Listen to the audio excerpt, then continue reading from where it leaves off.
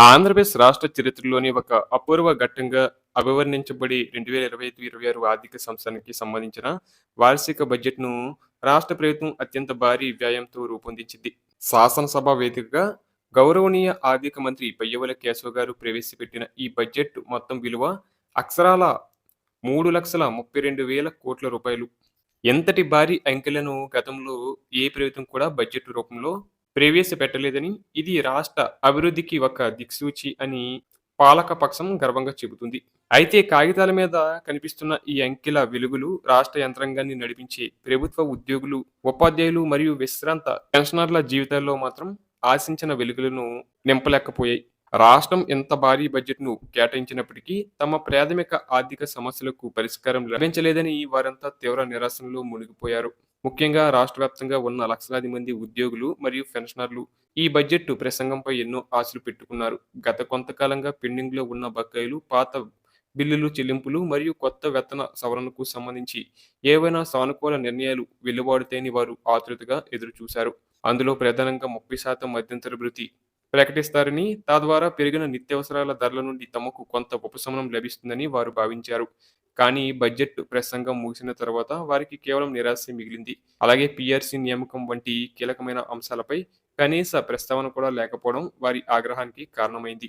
ఎన్నికల సమయంలో తమకు అండగా ఉంటామని, అధికారంలోకి రాగానే సమస్యలన్నీ తీరుస్తామని ఇచ్చిన హామీలను ప్రభుత్వం విస్మరించిందని ఉద్యోగ సంఘాలు బాహాటంగానే విమర్శిస్తున్నాయి. అలాగే మరింత లోతుగా పరిశీలిస్తే 12వ పీఆర్సీకి సంబంధించి ఆర్థిక కేటాయింపులు అసలు బడ్జెట్‌లో లేకపోవడం పెద్ద చర్చకు దారితీసింది. నిజానికి 2023 జూలై 1వ తేదీ నుంచి 12వ పీఆర్సీ అమల్లోకి రావాల్సి ఉంది. కానీ ఇప్పటివరకు దానికి సంబంధించి కనీసం ఒక చైర్మన్‌ను కూడా ప్రభుత్వం నియమించకపోవడం ఉద్యోగ వర్గాలను విస్మయానికి గురిచేస్తుంది.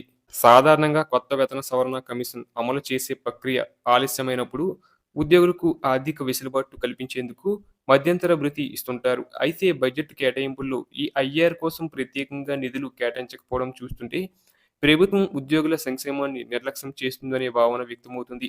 ఈ నేపథ్యంలో స్టేట్ టీచర్స్ యూనియన్ ఎస్టీయూ వంటి సంఘాలు ప్రభుత్వంపై తీవ్ర ఒత్తిడి తీసుకువస్తున్నాయి.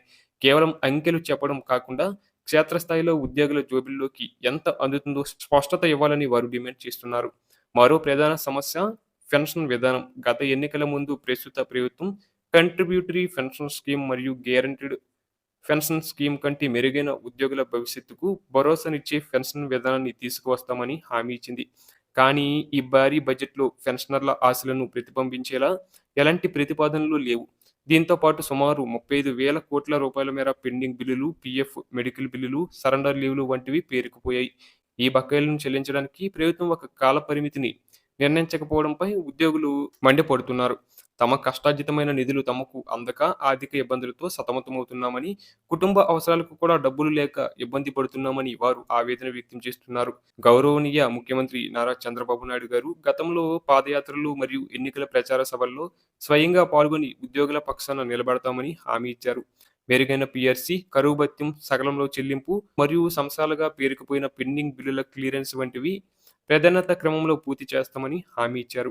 రాష్ట్ర బడ్జెట్ పరిమాణం 3,32,000 కోట్లకు చేరిన తరుణంలో అందులో కొంత శాతాన్ని తమ సమస్యల పరిష్కారానికి కేటాయించడం ప్రభుత్వానికి పెద్ద భారమేమీ కాదని ఉద్యోగులు వాదిస్తున్నారు. అతిపెద్ద బడ్జెట్ అని గొప్పగా చెప్పుకోవడం కంటే ఆ బడ్జెట్ ద్వారా రాష్ట్రానికి వెన్నెముకగా ఉన్న ఉద్యోగ వర్గానికి ఎంత మేలు జరిగింది అనేది ముఖ్యమని వారు స్పష్టం చేస్తున్నారు. ప్రభుత్వం ఎప్పటికైనా స్పందించి వెంటనే పీఆర్సీ కమిషన్‌ను ఏర్పాటు చేసి 6 నెలల గడువులోగా నివేదిక తెప్పించి అమలు చేయాలని ఉద్యోగ సంఘాలు కోరుచున్నాయి. తక్షణ ఉపశమనంగా 30% ఐఆర్ ప్రకటించాలని, అలాగే డీఏ బకాయిలను తక్షణమే విడుదల చేయాలని డిమాండ్ చేస్తున్నారు. ప్రభుత్వం మరియు ఉద్యోగుల మధ్య ఉండే ఈ దూరం రాష్ట్ర పరిపాలనపై ప్రభావం చూపకముందే సీఎం గారు ప్రత్యేక చొరవ తీసుకొని ఉద్యోగులకు ఇచ్చిన హామీలను నెరవేర్చాలని అందరూ ఆశిస్తున్నారు. రాష్ట్ర అభివృద్ధిలో భాగస్వాములైన ఉద్యోగుల మనోభావాలను గౌరవించి వారి ఆర్థిక భద్రతకు హామీ ఇవ్వడమే ఈ బడ్జెట్‌కు అసలైన సార్థకత అని ప్రజలు భావిస్తున్నారు.